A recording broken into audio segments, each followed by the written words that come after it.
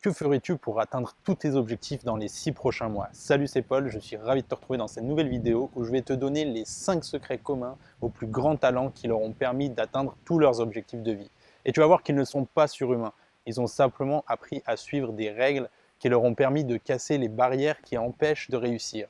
On a tous des objectifs de vie, certains plus ambitieux que d'autres, et heureusement, parce qu'à l'inverse, notre vie serait triste et monotone. Où est-ce que tu te vois dans 10 ans? Il faut déjà que tu saches quel est ton but ultime.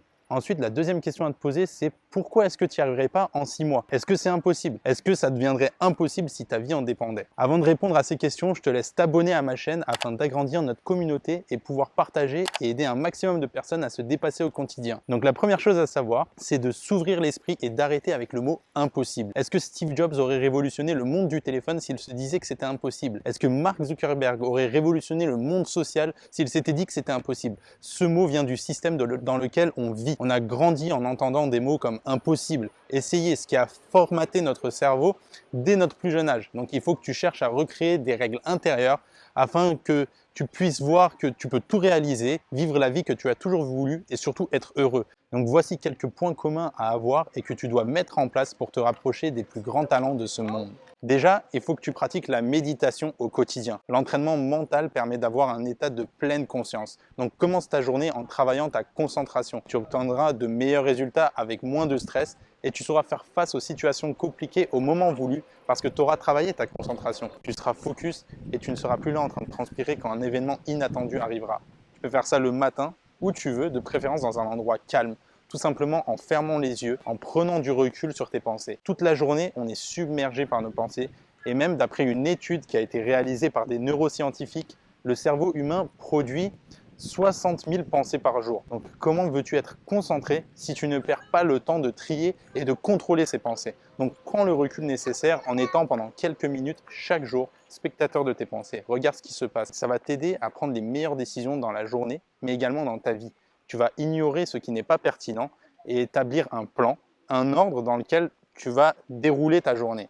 La méditation permet aussi de relaxer son corps, tes muscles, pour être moins crispé et ne plus être la cible des nombreuses choses qui peuvent te stresser tous les jours. Maintenant, en combien de temps verras-tu des résultats sur ton quotidien? Déjà, il ne faut pas que tu arrêtes au bout de 2 jours. Fais ça au moins une semaine, 10 à 15 minutes par jour. Ça paraît comme une ordonnance de médicaments, mais c'est exactement ça. L'esprit est bien plus fort que tous les médicaments et il faut l'utiliser tous les jours. Il faut que tu décroches de toutes les pensées que tu as jusqu'à avoir un déclic. Cela ne sera peut-être qu'une minute sur les 15 où tu seras en total décrochage, mais c'est finalement 7 minutes qui t'apportera tous les bienfaits. Tu verras que tu feras plus dans la journée, tu seras plus productif, moins distrait et ça te permettra d'atteindre tes objectifs plus rapidement. Le deuxième point commun que toutes les personnes qui ont réussi ont, c'est d'atteindre leurs objectifs et de se dire que l'échec ne dure pas. L'un des attributs les plus courants chez ces personnes qui ont réussi est qu'elles ont la capacité à passer à travers un échec ou bien de le voir différemment. Il faut se dire que l'échec est juste une manière d'apprendre à mieux faire. Est-ce qu'il faut se décourager à la première déconvenue? Sûrement pas. En plus, tu as connu plein d'échecs dans la vie avant de réussir. Quand tu étais petit, par exemple, tu es tombé une dizaine et des dizaines de fois et ça t'a appris l'équilibre que tu dois avoir, la manière de te tenir et ta posture. Et tout cela, c'est fait inconsciemment. On a tous peur de l'échec. On se prive d'une vie qu'on voudrait parce qu'on a peur de faire une erreur qui nous coûterait notre carrière, notre réputation ou notre futur. Mais sérieusement, quelle décision as-tu prise un jour qui n'a pas fonctionné et qui a totalement détruit ta vie? On a tout simplement peur de ce qui pourrait arriver. Parce que même si ça ne marche pas, il n'y a rien de grave, c'est passager. Et surtout, l'homme est capable de surmonter n'importe quelle épreuve et d'en apprendre les raisons qui ont fait que cela n'a pas marché. Nous devenons ce que nous sommes en pratiquant et en ratant et en fournissant des efforts jusqu'à ce que ça devienne naturel. La réussite n'est rien d'autre qu'une série d'échecs que nous avons tous réussi à surmonter. Surtout, tu n'atteindras pas tes rêves si tu ne passes pas par l'échec. Et la bonne nouvelle, c'est que l'échec disparaît avec le temps. Ce sentiment d'avoir raté ou d'être un raté ne dure pas éternellement et finit par s'en aller. Notre cerveau réussit à passer à autre chose. Par contre, la persévérance reste pour la vie. Comme quand au bout d'un moment, tu as finalement appris à marcher. Tu ne vas plus oublier de marcher maintenant. La vraie prise de conscience à avoir, c'est que tu peux avoir une vie sûre et confortable sans échec. Mais est-ce que tu auras du plaisir à ça? Est-ce que ta vie ne sera-t-elle pas monotone? D'ailleurs, la persévérance est un point commun à tous les grands talents. Un autre comportement récurrent chez ceux qui atteignent leurs plus grands objectifs est de transformer une faiblesse en un avantage énorme. On le sait, personne n'est parfait et personne ne peut être bon en tout. Tu dois donc développer une mentalité selon laquelle tes faiblesses ne sont pas vraiment des faiblesses et les transformer en quelque chose de positif.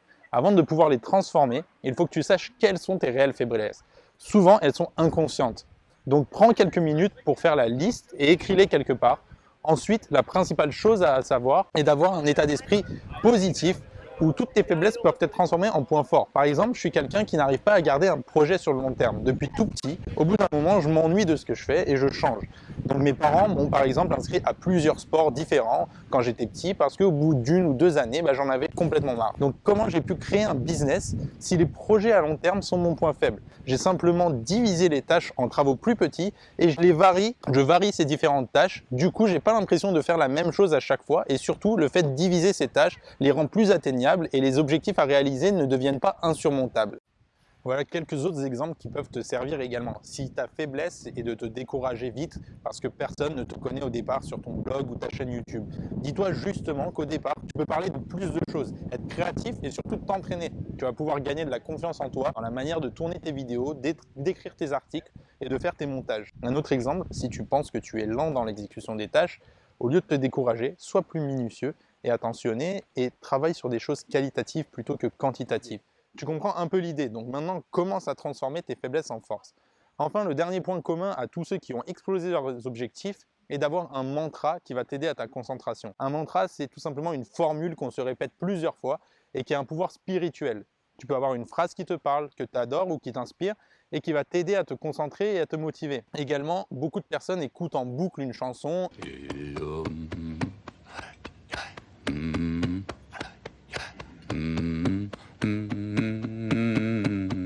un album et la rythmique, la mélodie va t'apporter de la motivation. Il y a une sensation de plaisir qui s'y dégage et le répéter va te permettre de retrouver certaines émotions et d'être dans un état d'esprit positif. Donc voilà, on arrive à la fin de cette vidéo. Pour récapituler, les conseils des plus grands succès de ce monde pour réussir sont de méditer, de se dire que l'échec n'est que temporaire, d'être persévérant, de transformer ses faiblesses en force et d'avoir un mantra.